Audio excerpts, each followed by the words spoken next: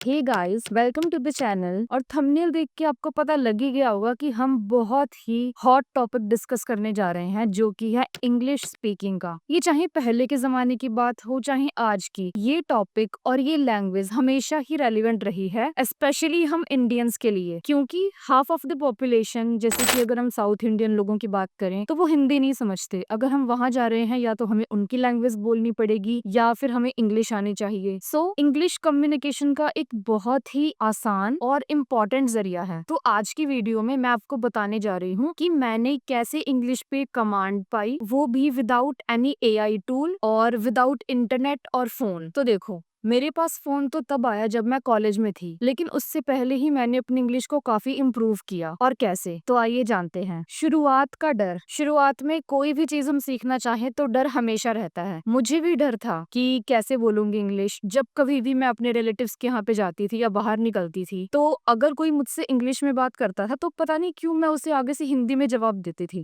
मन तो करता था कि मैं भी इंग्लिश में आगे से जवाब दूं, बट उतना कॉन्फिडेंस नहीं था। एक बार क्या था कि तो मेरी दादी ना न्यूज़पेपर पढ़ती थी, तो उसमें इंग्लिश और हिंदी दोनों के थॉट्स आते थे। हिंदी वाला थॉट तो समझ लेती थी, लेकिन इंग्लिश के लिए ना वो मुझसे पूछती थी कि इसका क्या मतलब है। तो मैंने ये सोचा कि जब मेरी दादी इस उम्र में आके इस चीज को लेके, इस लैंग्वेज को लेके इतना इंटरेस्ट दिखा सकती हैं, तो हम क्यों नहीं कमांड पा सकते, जबकि मैं उस चीज को एक्सप्लेन कर पा रही हूँ, वो भी इजीली। तो मुझे उनको देख के कॉन्फिडेंस आया। तो डर तो वही निकल गया कि जब वो इस एज में मुझसे पूछने में उनको कोई शर्म नहीं है, हेजिटेशन नहीं है, तो हम क्यों हेजिटेशन कर रहे हैं। तो जो हमें है ना मन में, ये डर नहीं, ये एक हेजिटेशन है कि अगर हम फेल हो गए, हम नहीं बोल पाए, तो हमारा कोई मजाक उड़ाएगा। तो हमें सबसे पहले ये मन से हटाना है। तो अपने आसपास से या खुद से भी, हम कहीं से भी मोटिवेशन ले सकते हैं इंग्लिश को बोलने के लिए। Second one is grammar. तो देखो, एक दिन मेरी दादी ने मुझसे बोला, हम ना किसी का इंटरव्यू देख रहे थे, किसी सेलिब्रिटी का। तो उसमें जो एक्ट्रेस थी ना, वो बहुत ही फ्लुएंटली इंग्लिश में बात कर रही थी। तो मैं अपनी क्लास की टॉपर रही हूँ, तो मेरी दादी सोचती थी कि क्या पता मुझे भी ऐसे इंग्लिश बोलनी आती हो। तो उन्होंने मुझसे पूछा कि वैशाली, क्या तू ऐसे इंग्लिश बोल लेगी। तब मुझे मन में हुआ कि मेरी दादी मुझे ऐसे इंग्लिश बोलना देखना चाहती है, तो मैं ये उनके लिए करूंगी। तो मेरे में मोटिवेशन आई कि मुझे मेरी दादी के लिए ये करना है। तो मैंने क्या किया कि मेरे ट्यूशन टीचर से, मेरे क्लास टीचर से मैंने बोला कि मुझे ग्रामर सिखाओ। तो उन्होंने मुझे हेल्प की। इन सब चीजों से ना मुझे पता लग गया कि अगर हमें कोई चीज प्रेजेंट में बोलनी है, कौन सी वर्ब कहाँ यूज होगी, कौन सा टेंस लगेगा, कौन सी हेल्पिंग वर्ब लगेगी, ये सब हम इजीली समझ जाते हैं। तो मैंने बहुत ही अर्ली एज में, यानी कि आप कह सकते हो कि 5th से 6th क्लास के अंदर ही मैंने बहुत अच्छे से ना इन चीजों पे कमांड पकड़ ली कि मेरी एक भी गलती नहीं होनी चाहिए। तो अगर आपको भी इंग्लिश सीखनी है तो आपको दूसरी चीज क्या करनी होगी कि ग्रामर, स्पेशली इन पे आपको फोकस करना होगा। और बाकी रोजमर्रा की चीजों की वोकेबुलरी तो हम सबको आती है, तो उसकी आपको टेंशन लेने की जरूरत नहीं है। तो फर्स्ट आप अपना कॉन्फिडेंस बिल्ड करो, मोटिवेशन लो कि आप क्यों सीखना चाह रहे हो इंग्लिश, एंड सेकंड आप अपनी ग्रामर पे ध्यान दो। थर्ड वन इज पॉडकास्ट और टॉक शोज। तो देखो, आजकल सभी लोग कहते हैं कि यूट्यूब वीडियोस देखो इंग्लिश, जो कि इंग्लिश में क्रिएटर्स बनाते हैं इंग्लिश लैंग्वेज में, या फिर आप पॉडकास्ट सुनो। लेकिन मुझे ना बॉलीवुड न्यूज बहुत पसंद थी, तो मैंने सोचा कि चलो मैं यही करती हूँ। कॉफी विद करण देखना स्टार्ट कर दिया। उस टाइम स्टार वर्ल्ड पे आता था, और कोई भी सेलिब्रिटी के इंटरव्यू आते थे ना, तो मैं वो देखती थी। और यूजुअली वो इंग्लिश में बात करते हैं बहुत, तो मैंने क्या किया कि उनको ना इमिटेट करना स्टार्ट किया, उन्हें सुनना स्टार्ट किया। तो जब मैं बहुत ज्यादा इंग्लिश में चीजें सुनने लग गई ना, तो मुझे प्रोनाउंसिएशन का बहुत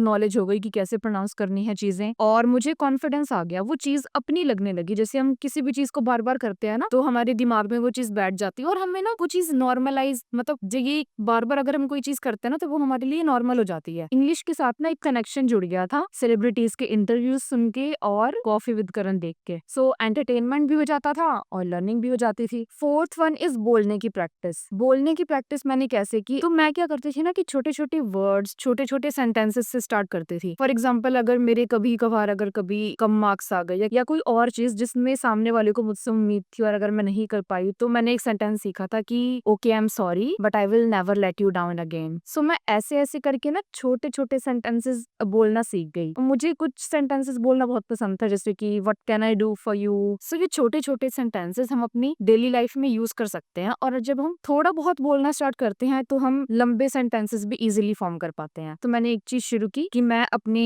सर्कल में अब लोगों से छोटे छोटे सेंटेंसेस में बोलना स्टार्ट किया इंग्लिश में। Fifth one is writing and thinking. तो पहले मेरे दिमाग में कोई चीज आती थी, उसको मैं फिर ट्रांसलेट करती थी इंग्लिश में और फिर बोलती थी। लेकिन फिर मैंने मैंने सोचा कि ऐसे तो काम खराब होगा। फिर मैंने एक दिन अपने इंग्लिश टीचर से बात की और उन्होंने मुझे कहा कि ना देखो, जब हम हिंदी में बोल रहे हैं तो हमें सोचना नहीं पड़ता। तो ऐसे ही आप क्या करो कि अपने आप से जितना हो सके ना, अगर आप अपने आप से भी बात कर रहे हो ना, तो आप इंग्लिश में बोलने का ट्राई करो। इससे क्या हुआ कि मेरी थिंकिंग भी इंग्लिश में कन्वर्ट हो गई और देखो फिर वो ट्रांसलेशन वाला पार्ट हट गया, तो बहुत जल्दी हम चीजों को बोलना सीख गए इंग्लिश में। तो जब हम सोचते इंग्लिश में है तो हमारा ट्रांसलेशन वाला पार्ट कम हो जाता है, तो हम कम टाइम लगा पाते हैं अपनी बात को दूसरों को कहने में। तो मैंने क्या किया कि लिखना स्टार्ट किया इंग्लिश में, अपने थॉट्स को इंग्लिश में लिखना, जिससे कि अगर मुझे कोई वर्ड का मीनिंग नहीं पता है तो मेरी वोकैबुलरी भी बढ़ गई। मैंने उन वर्ड्स के इंग्लिश ट्रांसलेशन सीखे एंड मैंने सोचना स्टार्ट किया इंग्लिश में। तो जितना मैं खुद से इंग्लिश में बात करती गई, इंग्लिश में सोचती गई, तो मेरा कॉन्फिडेंस उतना बिल्ड होता गया और मैं उतनी फ्लुएंट होती गई इंग्लिश में। सो ये आप भी ट्राई कर सकते हो। 6th is self confidence. तो देखो कई लोग ये सोचते हैं ना कि नहीं, मैं तो इंग्लिश बोल ही नहीं सकती, मैं तो इंग्लिश बोल ही नहीं सकता, अगर मैं बोलूंगा तो लोग मेरा मजाक उड़ाएंगे। पहले हमें ये डर था कि अगर हम इंग्लिश ना बोल पाए तो लोग हमारा मजाक उड़ाएंगे, और अगर हम अब इंग्लिश सीख गए हैं तो दूसरों के सामने में बोलने में हमें हेजिटेशन होती है। तो इस हेजिटेशन, इस डर से आपको बाहर आना होगा। अगर आपने यहाँ तक इतने स्टेप्स कर लिए, ग्रामर सीख ली, वोकैबुलरी सीख ली, आप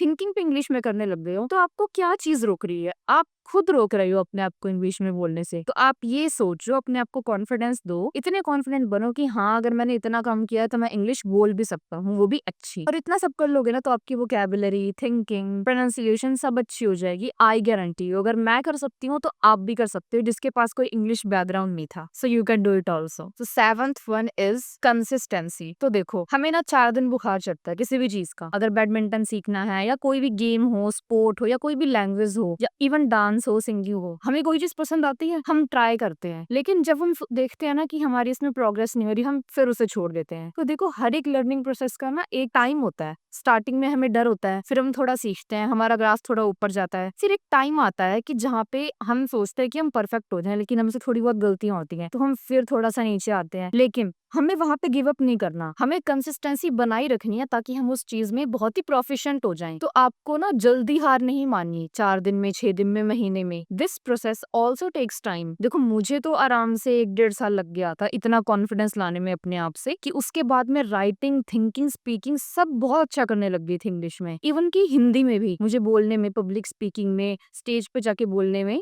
फियर नहीं था। By the age of 14-15 I guess. देखो, मुझे किसी ने गाइड नहीं किया, क्योंकि उस टाइम कोई इंटरनेट नहीं था और कोई बड़ा भाईजान के पास नहीं था, मैं तो मेरे पास कोई गाइडेंस नहीं थी। इसके बावजूद भी अगर मुझे कोई चीज करनी थी, मैंने रास्ता ढूंढा, मुझे मिला। तो जब आप खुद किसी चीज को लेके सीरियस होगे ना और उस चीज की तरफ कदम बढ़ाओगे, तो आपको सामने का रास्ता ना अपने आप दिखेगा, अपने आप क्लियर होती जाएंगी चीजें। तो इंग्लिश हो चाहे कोई और स्किल हो, आप ये चीजें अपनाओ, हेजिटेशन मत करो, अपने डर को खत्म करो, सेल्फ कॉन्फिडेंस लाओ और उस चीज को कंसिस्टेंसी के साथ करो। और जो भी आपको दिखे, अपना कोई बड़ा भाई बहन, पेरेंट्स, टीचर्स, किससे भी गाइडेंस लो, तो जरूर आप अपने उस ड्रीम को, अपने उस गोल को फुलफिल कर पाओगे। So this is all about this video, and if you found this video helpful, please like, share and comment and share it with someone who need it. Bye.